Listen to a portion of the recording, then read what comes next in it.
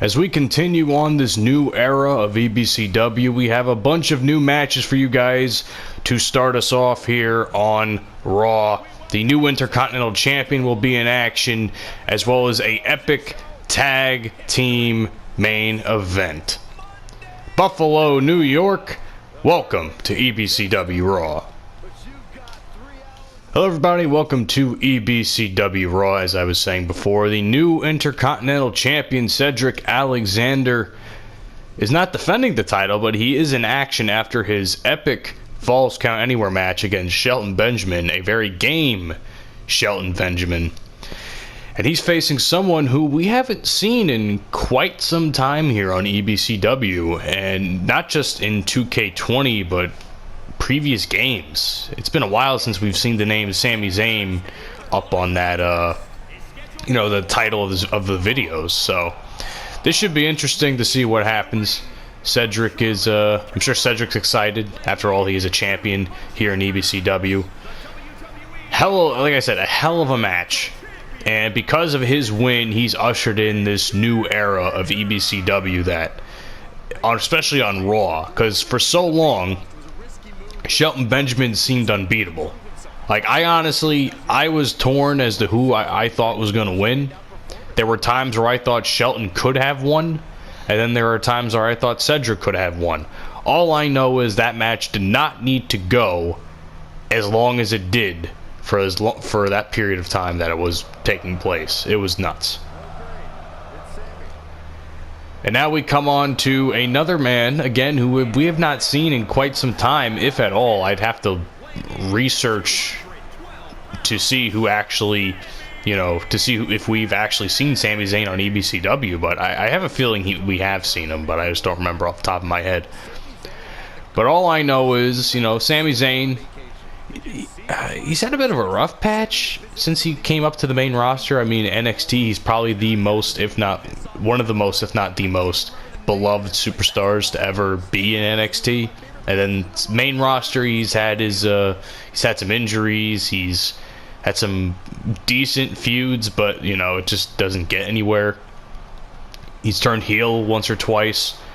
It's in a lot of ups and downs, and of course his most recent down was when he pretty much chose not to compete in WWE due to the whole coronavirus stuff, which I don't blame him, considering he wants to keep his family safe. It's just a shame that he had to relinquish the IC title because he was champion at the time. But he's not the Intercontinental Champion in 2K20 in EBCW. Shelton Benjamin's no longer champion. Cedric Alexander is now the champion. So if Sami wants to, pick a spot, a win here today would probably skyrocket him to unimaginable heights, if I do say so myself. Good kick right there from Cedric. I should pat myself on the back for that one. I've come to realize over years of playing these games that a lot of it for me is just button smashing. It's not so much understanding what the actual controls are. It's more just what move can I hit with whatever, because I don't look at my fingers when I use my controller. So, I mean, I don't think anybody should. I mean, I just look at the screen, and whatever I do. So, I could do some cool move, and I've never really seen that before, or I haven't really done that in a while, and then I would never remember how I do it. Flatliner busts open Sami Zayn. By the way, guys, I do want to say, if you've checked out, go and check out the last episode of EBCW where I kind of talked about, WWE games and how, it's becoming more of a simulation instead of an arcade separating itself, as opposed to what they used to do, which is more or less simulation with arcade aspects. And I just want to know what you guys think about that. It's a topic I've been thinking about a while when it comes to the WWE games and the state of the WWE games. Nice block there by Sami. So check that out. And let me know what you guys think about that, because I honestly believe there's no way in hell WWE 2K is going to continue at the rate they're going. They have had some good... Oh, fuck. They've had some good press recently with the news of 2K19 being supported continuously, I think, until the next WWE 2K game comes out. So, that's good.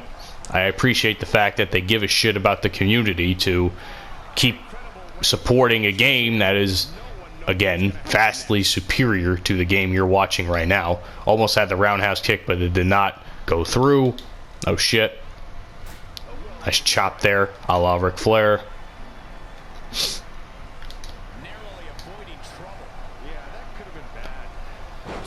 Spinning neck breaker there with a bit of a hook in the leg.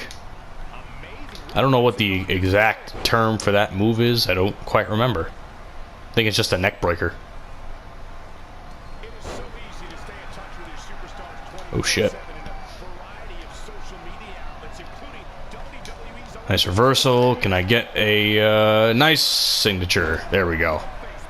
I'll never forget one of my greatest Cedric Alexander memories playing in WWE games was either 2K18 or I guess it was 2K18 or 19, where me and my friend Anthony were doing the best of 7, as you guys probably recall. You can check it out on the channel somewhere. It's buried deep inside the hundreds and maybe even thousands of videos I've made. One of my favorite matches I ever did was we did a Cruiserweight-esque match or something of that nature, and I absolutely beat the shit out of him with Cedric, and it was a great fucking match. And of course, Cedric Alexander gets the fucking W, and a new era has ushered in here on Raw. That was more, I mean, I think Sami put up a good fight, you know. There were some times where I really wasn't even paying attention to what was going on the screen because I was just zoned out for a second. I don't know what it is, man, but I was really zoned out this match. I don't know what the fuck was going on, but hope you guys enjoyed that match. Got plenty of other matches coming up. DX versus Hart Foundation in the main event. We also have... Who else is there? Ah, yes. Andrade will face EC3, a man that is changing his own narrative back in Impact Wrestling, and I'll talk a little bit about that as time goes on.